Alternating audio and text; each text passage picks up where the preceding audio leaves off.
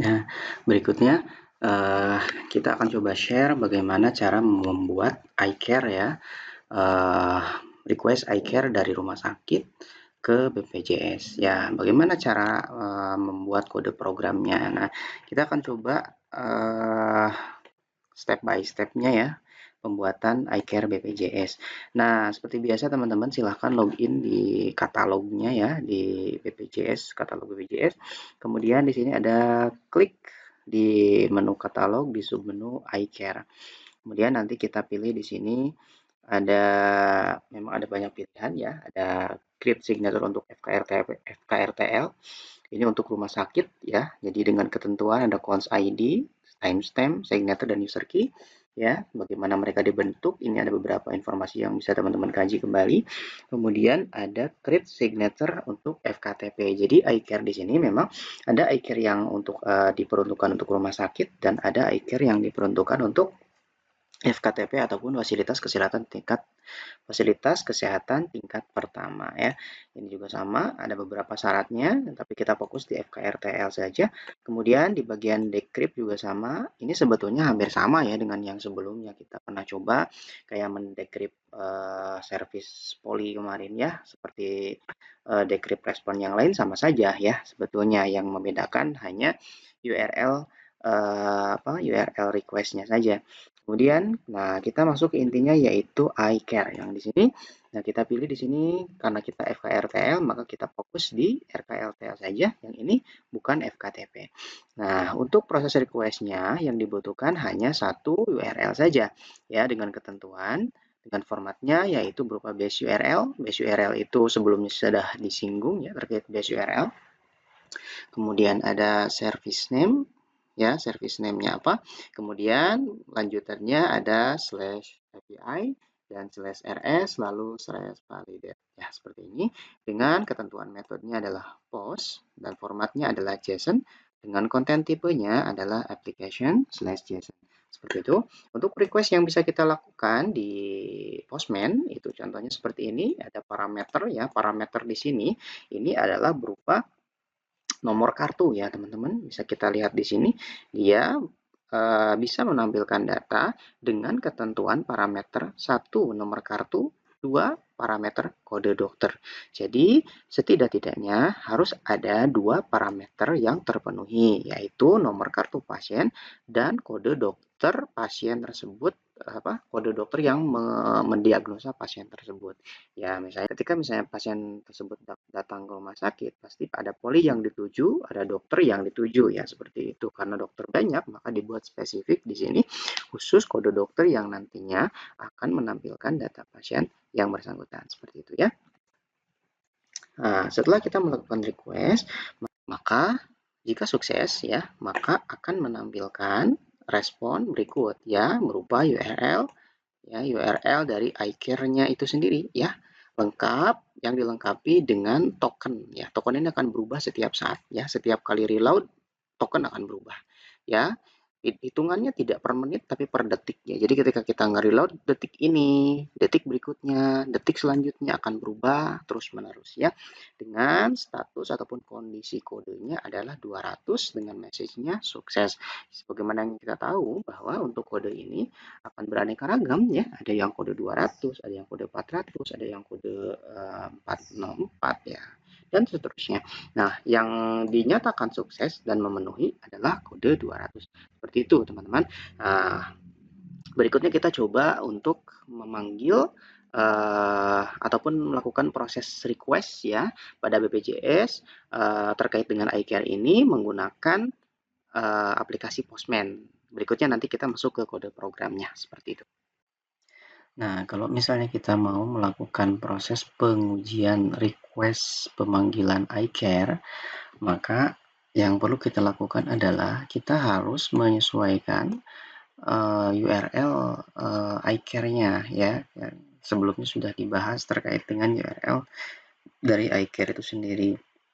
Mulai dari base URL, service URL, dan juga URL pendukung lainnya dengan status ataupun request-nya itu berupa post ya seperti itu.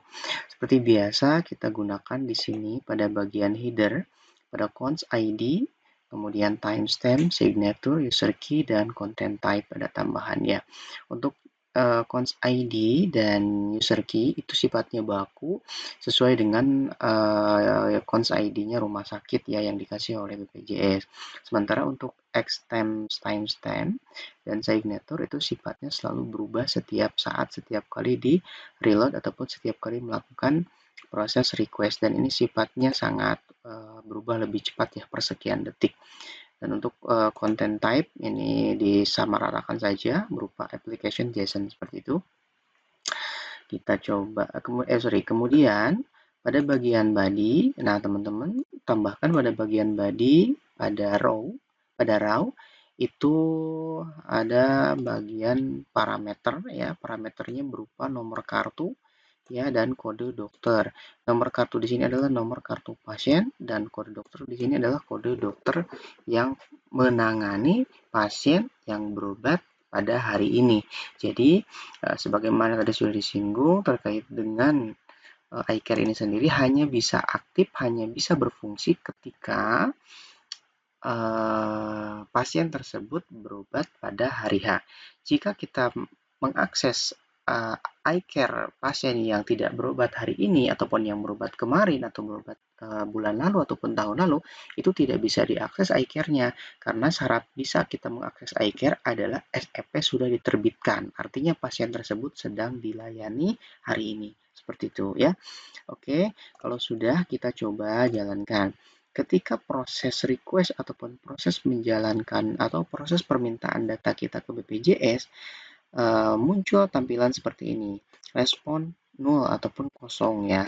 Dengan kodenya 401, pesannya adalah service expired. Artinya proses request kita pada BPJS itu sudah kadaluarsa, yaitu pada X timestamp dan signaturnya sudah kadaluarsa. Nah, cara selanjutnya adalah kita coba mengambil timestamp yang sudah di-generate ya. Ini sudah ada di channel di konten sebelumnya. Teman-teman bisa pelajari. Kita ambilkan di sini ada timestamp-nya dan juga kita ambilkan signaturnya. Ini berubah setiap kali kita melakukan proses request ya, teman-teman.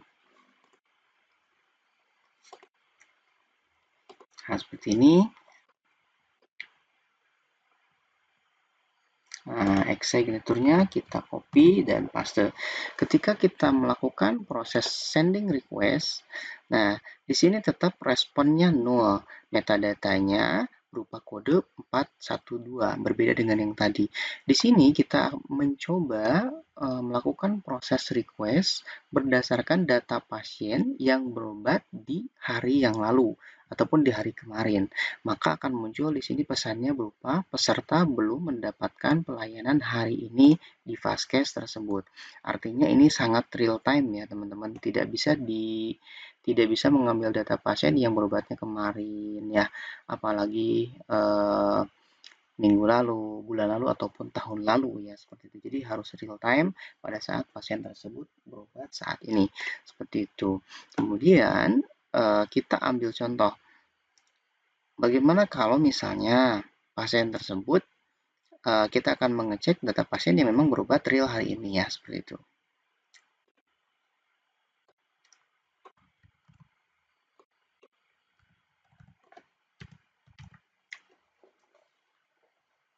Oke, di sini kita menginputkan nomor kartu pasien yang berobat hari ini kepada dokter yang menanganinya, yaitu dokter dengan kode yang sudah tertera. Kemudian kita klik sending request. Apa yang terjadi? Proses request telah berhasil dilakukan dan respon dari BPJS berupa message sukses dengan kodenya berupa kode 200.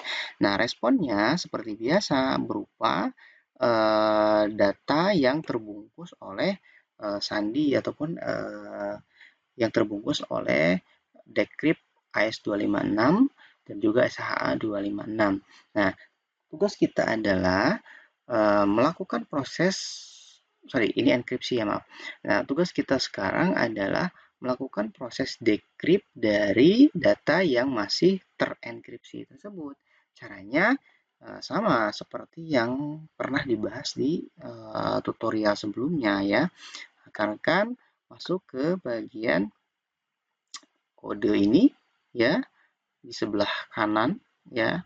Jadi rekan-rekan installnya itu Postman yang desktop ya, biar nanti ada muncul di sini. Nah, di sini ada icon kode, kemudian klik saja. Nah, kodenya teman-teman pilih yang CURL. Jangan CURL ya. Pilihnya di sini adalah PHP CURL. Kalau menggunakan PHP, kalau menggunakan platform ataupun bahasa yang lain silakan disesuaikan. Nah, ini kodenya rekan-rekan tinggal blok, copy, lalu pastekan ke dalam ke dalam web editor rekan-rekan ya, mau itu ke Visual Studio Code ataupun ke Sublime ataupun sejenisnya. Dalam hal ini saya membuatnya di Sublime seperti itu.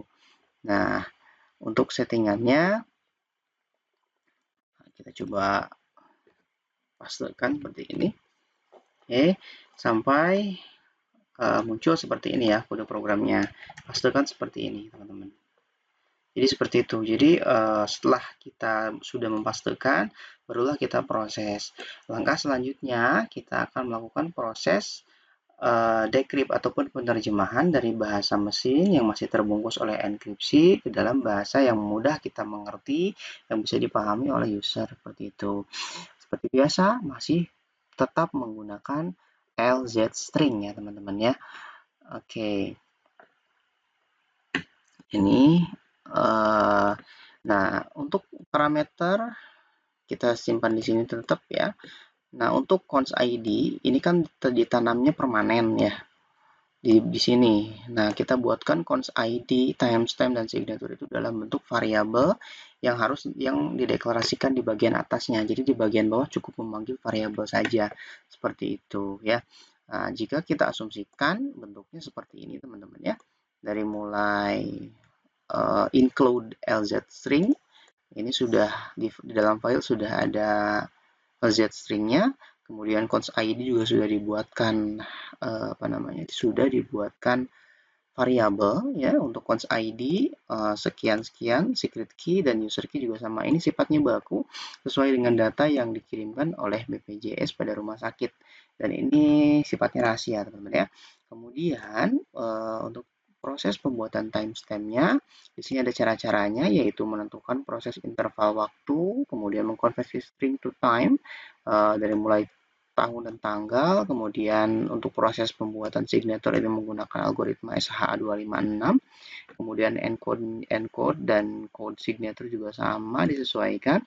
Kemudian untuk URL-nya tadi sudah disinggung ya bahwa URL di situ adalah sesuai dengan format yang ada pada katalog seperti itu ya. Kemudian untuk parameter untuk request-nya itu custom request-nya menggunakan post ya, bukan get, hati-hati. Kemudian untuk parameternya yaitu berupa nomor kartu dan kode dokternya menyesuaikan yaitu sesuai dengan kode dokter yang menindaklanjuti ataupun mendiagnosa pasien yang berobat hari ini seperti itu. Kemudian ada proses implementasi dari variabel const ID, timestamp dan encode signature. Kemudian masuk di bagian bawah ini ada menampilkan mendeklarasikan variabel respon. Lalu selanjutnya adalah melakukan proses decrypt. Nah, respon di sini ada berupa variabel berupa data yang masih terenkripsi. Nah, tahap selanjutnya adalah membuat atau menerjemahkan data yang terenkripsi menjadi data yang terdecrypt ataupun mudah dipahami oleh user. Nah, di sini ada proses pengalihan ataupun penerjemahan menggunakan AES256 ya dan juga SHA-256. Seperti itu. Setelah di decrypt, kemudian proses selanjutnya adalah decompress seperti itu. Nah, ini data yang akan dimunculkan oleh sistem ya, sesuai dengan respon yang diberikan oleh BPJS. itu, dan variabel hasil akhir ini akan menampilkan data yang sudah diolah tadi, yang setelah didekripsi, setelah didekripsi lalu didekompres, maka muncullah hasil akhirnya seperti itu ya. Oke, baik. Selanjutnya kita coba menjalankan iCare pada localhost ya, teman-teman. Ini alamat dari localhost di web server saya. Kemudian kita coba jalankan. Nah, kalau misalnya hasilnya seperti ini, artinya proses request iCare kita kepada BPJS berhasil, dan BPJS memberikan respon berupa respon yang masih di-encrypt, dan kita sudah berhasil mendekrypt respon tersebut. Nah, respon tersebut berupa URL. Nah, URL yang dimaksud adalah ini.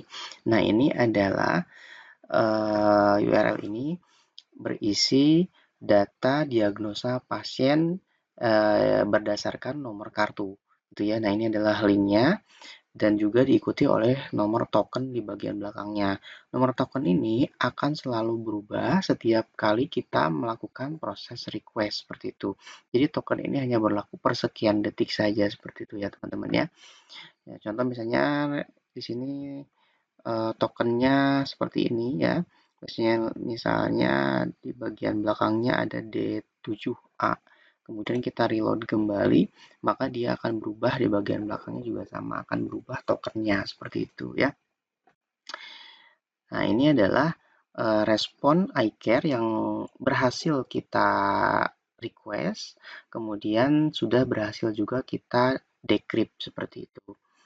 Nah, di sini teman-teman saya menggunakan, kenapa tampilannya bisa serapi ini, saya menggunakan apa namanya itu, extension ataupun plugin dari Chrome ya, yaitu namanya adalah JSON Viewer ya, seperti itu. Maka tampilannya seperti ini. Oke, tahap selanjutnya adalah kita klik link yang tadi sudah diberikan oleh BPJS yang sudah kita decrypt. Kita klik linknya, maka kita akan diarahkan pada tampilan halaman berupa informasi ataupun validasi ataupun kotak pesan bahwa menyatakan bahwa data yang akan kita akses adalah data yang bersifat rahasia, seperti itu ya. Nah, di sini kita cukup klik tombol setuju saja, kemudian nanti sistem akan otomatis membaca iCare dari ataupun diagnosa dari pasien yang bersangkutan. Ya, oke. Setelah kita mengklik tombol yang ada di kotak validasi tadi, maka kita akan diarahkan pada tampilan dari iCare itu sendiri ya, berdasarkan data pasien yang kita pilih. Nah, berikut adalah contoh dari tampilan iCare ya. Beberapa saya blur karena memang berkaitan dengan privasi. Ya, di sini yang inti-intinya saja terkait dengan tampilan iCare itu secara umum seperti ini ya.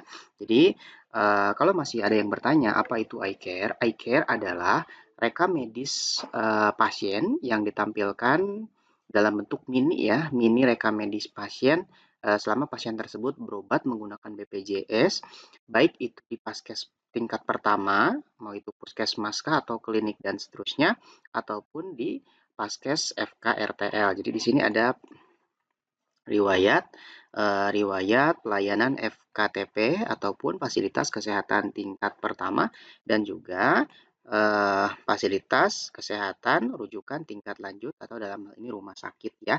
Nah, ini contoh misalnya pasien yang bersangkutan yang datanya kita panggil itu, dia berobat pada tanggal berapa, pada Paskes apa, kemudian ke poli mana. Nah, ini contoh dia melakukan berobat ke poli umum dengan keluhannya menyesuaikan ya, kemudian untuk diagnosanya juga sama, dia menyesuaikan dengan data yang ada ya, seperti itu. Nah, ini data ini diambil dari BPJS berdasarkan data berobat pasien tersebut ke klinik ataupun ke puskesmas yang masih terhimpun dalam FKTP begitu ya. Begitupun untuk informasi terapi obat, terapi non obat dan lain-lain. Kemudian untuk informasi rekam medis ataupun riwayat pelayanan ataupun riwayat berobat pasien tersebut di rumah sakit juga ketahuan di sini. Pasien tersebut pernah berobat ke rumah sakit pada tanggal berapa, ya, lengkap tahun, bulan, tanggal.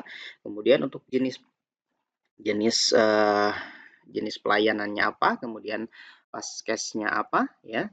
Di sini ada nanti informasi nama rumah sakitnya, kemudian ada poli yang dituju apa, ya, dalam hal ini ada contoh, ini ada penyakit dalam, ya, dan seterusnya.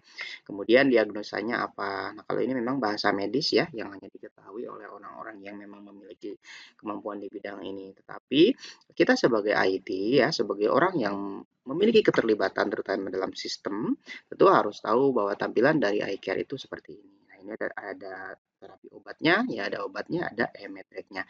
Jadi secara sederhananya adalah eye care ini adalah rekam medis pasien yang berobat menggunakan BPJS dari mulai dia paskes FKTP sampai ke FKRTL, dan ini bisa dikatakan mini rekam medisnya BPJS lah begitu ya. Nah, mohon dikoreksi kalau memang ada yang keliru ya dari apa yang saya jelaskan. Nah, ini ada logo di bagian atas, itu ada logo BPJS Kesehatan dan juga logo eye care-nya yang merupakan apa namanya itu terobosan baru dari BPJS Kesehatan. Dan ini bisa diakses satu, bisa diterapkan, si iCare ini bisa diterapkan digabung di website kita ya. Misalnya kita punya website rekam medis elektronik atau misalkan website SIM-RS ya, yang berkaitan dengan website rumah sakit ya, yang hanya bisa diakses oleh orang-orang tertentu, oleh internal, bisa diterapkan linknya dalam bentuk menu, kemudian kita klik misalnya menu iCare, maka otomatis akan muncul tampilan seperti ini ya. Nanti di iCare-nya akan muncul tampilan seperti ini. Seperti itu ya. Kemudian si iCare ini juga akan muncul di apa namanya itu di aplikasi JKN Mobile ya. Kalau rekan-rekan pernah membuka aplikasi JKN Mobile, nah itu sudah muncul ya iCare-nya kita ya seperti itu. Jadi kalau misalnya mau cek silahkan dicek di JKN Mobile. Nah, di situ ada riwayat kita berobat selama kita mendaftar BPJS ya, mulai dari Vaskes FKTP, fasilitas kesehatan tingkat pertama ataupun FKRTL, fasilitas kesehatan rujukan tingkat lanjut. Nah, ini akan mencakup semua rumah sakit ya, semua rumah sakit di sini akan diinformasikan. Tidak hanya pada satu atau dua rumah sakit saja. Begitupun untuk klinik, misalnya kita kliniknya misalnya di A, kemudian kita berobat misalnya ketika kita ada di suatu tempat tertentu, kita berobat di klinik B, C, dan seterusnya nanti akan muncul di sini ya. Tidak hanya klinik yang terdaftar di aplikasi kita saja gitu. Barangkali itu, nah semoga bermanfaat. Barangkali itu ya teman-teman, semoga bermanfaat untuk apa namanya pembuatan iCare ini ya, request iCare ini ke BPJS, dan semoga bisa melengkapi bridging BPJS rekan-rekan Bapak Ibu semuanya. Terima kasih.